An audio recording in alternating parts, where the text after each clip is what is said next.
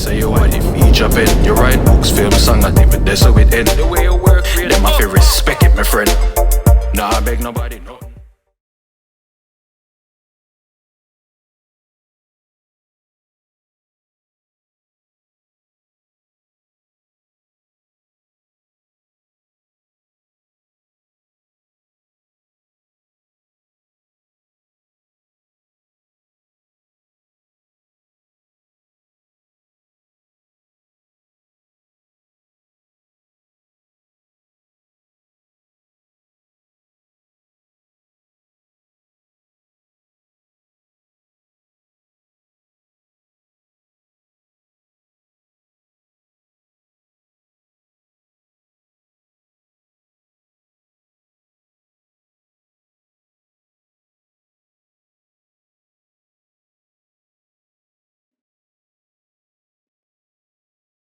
Hello everyone, Jay Mullings from Written Mirror here, aka Wicked Penman.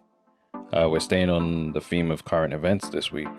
Everyone's aware of what's going on at the moment. I want to get straight into it really, but before I begin, if you're new to the channel, please like, comment, subscribe, share it with your friends, your family. If you're returning, then I appreciate the support. It's come in very, very, very handy. It's been very touching, some of the feedback and the comments and the way people have responded to the work I've been doing, even though you should have found out about this earlier. But anyway, let's leave that alone for now. We'll start with Dave Chappelle's special 846, which is free on YouTube. If you haven't seen it, please do yourself a favor, go ahead and check it out. It's supposed to be a historical event in that it's the first stand-up comedy special that was filmed after COVID-19 and the lockdown in America. So it's an important piece of work. You should definitely go ahead and check that out, especially if you're not familiar with what's been going on. Well, you must be familiar. Ignorance isn't an excuse anymore. Basically, as we're learning, and we're gonna get to Mr. J. Cole, found himself in a bit of hot water. So yeah, but also Stormzy, big up Stormzy, 10 million over 10 years. I'm hoping to get at least one of them millions. Not playing, but yeah, there's been a lot happening. A lot of people are having the conversations that has made them uncomfortable for a number of years. They're now starting to say words like black.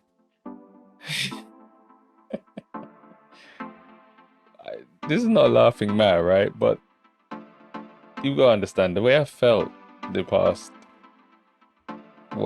couple of weeks is that there's so many people who are going down, I wouldn't even call it a destructive path. That's not what it is, but they're venting in the only way they know how, and they're very frustrated. Whereas I've come to expect this. I've seen this so many times that I'm in a situation of, am I that surprised? No. Is it sad? Yes. Should I say something? Should I speak as loud as I can? Probably not. Should I get involved in some of this, the reactionary stuff and feed into it? Probably not. And then I saw Chappelle's, so that's bringing me back to the Dave Chappelle special, the 846. That brought me back to that event, which, like I said, is historic in the fact that it's the first comedy special since COVID-19 began, since the lockdown began.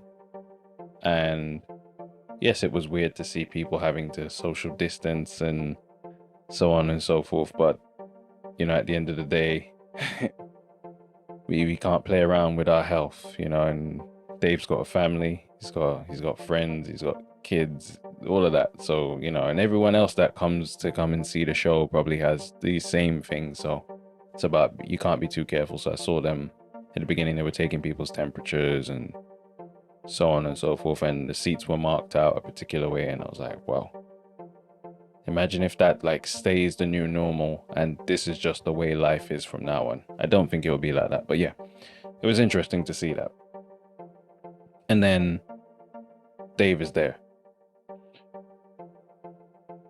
Bearing in mind everything that Dave has done for the Netflix platform and around the last few years since he reintegrated into the comedy circuit, has been very not controversial, not polarizing. It's just been free thinking, open thought. He's not and I was saying this to some obviously to friends and stuff. He's not been telling jokes. Dave hasn't been telling jokes for a minute now. What he's been doing is free associating, free thinking, free associating, and then obviously backing it up with historical precedents and so on and so forth. So if you've if you've seen his stand-ups, what's he done for Netflix now? Maybe 3 of them? Yeah, I think it's 3. And then, you know, if you want to see what did he get? The Mark Twain prize, you can count that sort of as another piece of content. But if you've been paying attention, he's not been telling jokes. And I've been saying this for a while, that he's not been telling jokes. And people are kind of like, what are you talking about? It's Dave. He's the greatest comedian ever. Even when he tells you the truth, he's joking. I'm like, he's not been joking. He's just been thinking. He's just been saying. So when he comes out regarding what's going on now, I was like, yeah, like no one can doubt that that wasn't a funny special. It wasn't intended to be funny. Nothing about what's going on in that special is funny. Let me just make sure this is recording, by the way, because okay, good. Heart attack averted. Because yeah, I also want to take these off, to be honest. Hold on. Yeah, because I was hearing myself, which is not a bad thing, but I need to just think. The special. He summed up the feeling in America. He was right to point out that, you know, it's not the fight of the celebrities to be on the front line, to be out there, to be running the show, calling the show. It's not your gig. This is your chance to listen and learn, right? And I'm glad he said all of this, because when I was saying stuff like this, it was just me and possibly being seen as a rant. When Dave says it, people listen. When Dave calls attention to the fact that this is not something new, he's been talking about these issues for years. He doesn't need to necessarily be the loudest voice on this now. So when he was doing his special and kind of breaking, I was like, yes, thank you, brother. Finally, someone that gets it.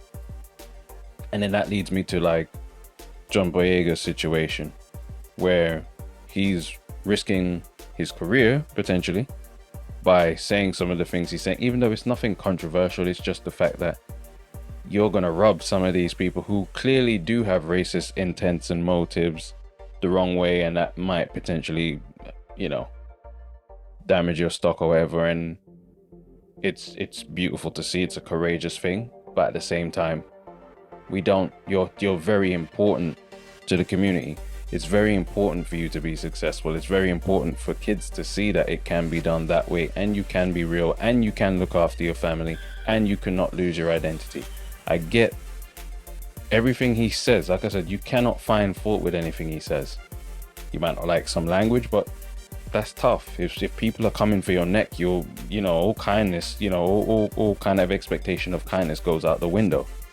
So yes, when people are shipping him and stuff and saying this and that, and when people are threatening to boycott movies because he was in it and he's a black man, he's entitled to react any type of way, right? Because we've seen what pandering to all of these kind of things does. It just emboldens people to keep on going and going and going and going.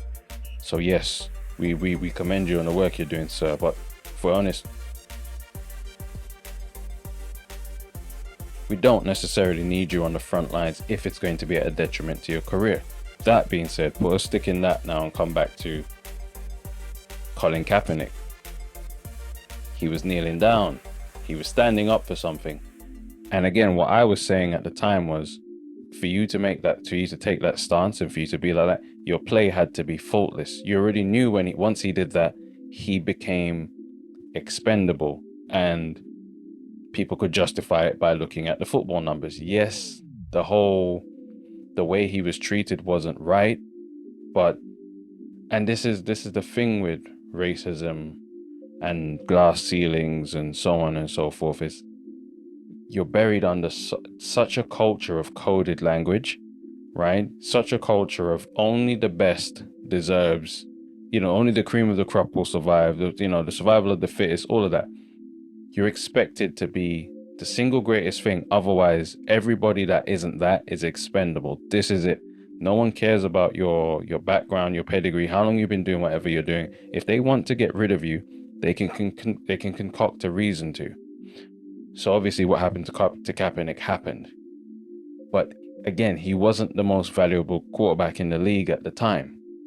That's where it was like he was running into issues to prove, this is what they've done to me. Now, obviously, you look around and you're like, yeah, we can see that's what happened. They were pandering to, and probably they even hold some of these beliefs themselves, but they were pandering to that, they didn't want people disrespecting the flag, so on and so forth. He had to go. Which then, again, back to Boyega, now it's like, well, we don't even need you going down the path of potentially people deciding they don't want to give you work because of how vocal you are and inflaming people who are members of the sin. And again, this is not me speaking for me. It's a business thing, right? Like, the Michael Jordan quote, Republicans buy sneakers too, so on and so forth. There's money to be made, and there's a way to go about doing it, even if you don't share the beliefs of some people. But again, I'm still happy that he came out and he said everything he said, because it was inspirational to a lot of people. You stick a pin in that now. Stormzy's come out and done it a completely different way. He's made funding available, 10 million over 10 years. Not much to say about it. It's literally, if you're doing anything that uplifts the people and uplifts the diaspora, or any kind of invention, or that fund is available to you. Big ups to Stormzy. I was asked about Stormzy in an interview before, and I gave my comments then. While you were talking, I was reminded of a recent news story, and that's the story of Stormzy, a rap artist, announcing that he will fund 2 black British students to go to the University of Cambridge. The Stormzy Scholarship is going to pay for tuition fees and provide a maintenance grant as well for up to 4 years of an undergraduate course. Stormzy says it's so important for black students especially to be aware that it can be 100% an option to attend a university of this calibre. Mm-hmm. What do you make of that move? Well, big up to Stormzy. It's a big move, but then it also kind of highlights how sad it is that this kind of move is necessary in the first place. Yeah, quite. These kind of options should already be available, and it should already be into the consciousness that it's something to attain and work towards. So, props for him stepping in like that. But again, it kind of highlights the need for change. Which is why I said at the start of this interview about racism in the 21st century, because of moves like that. I'm amazed and disappointed that we aren't thinking along those lines already, and that we have to rely on, to a degree, tokenism by people like Stormzy. It's quite shocking, actually, isn't it? Well, he's trying to eliminate tokenism by making it the norm. It's not really tokenism on his part. He's identified a problem and he's putting in work to find a solution. I think what we should take away from that is the need for change on a wider scale. So it's not necessary for, the Stormzys of the world to have to do this. Yes, quite. But you would have thought that would have been effected in the 21st century already. Yes, but then, look at the Windrush, the circumstances under which the Windrush generation were brought over. Like I said, they were invited, but they weren't welcome. So it's really a continuation of that kind of culture of not dealing with the ignorance of people. So yeah, it doesn't quite. surprise me. He was being blamed for tokenism. I was like, no, that's not tokenism. Like, he's going the other direction. He's trying to fight against tokenism and say, look, the way to normalize this is to put my money where my mouth is. Let's put something into action. Let's get people into these situations so that more people can see that, more people can be inspired, and more people can. He's done it again, but on a much bigger level. So again, bless up to the man for that. 10 million is no laughing matter. Could do it one of them 10 by now, but still. Anyway, let's move on.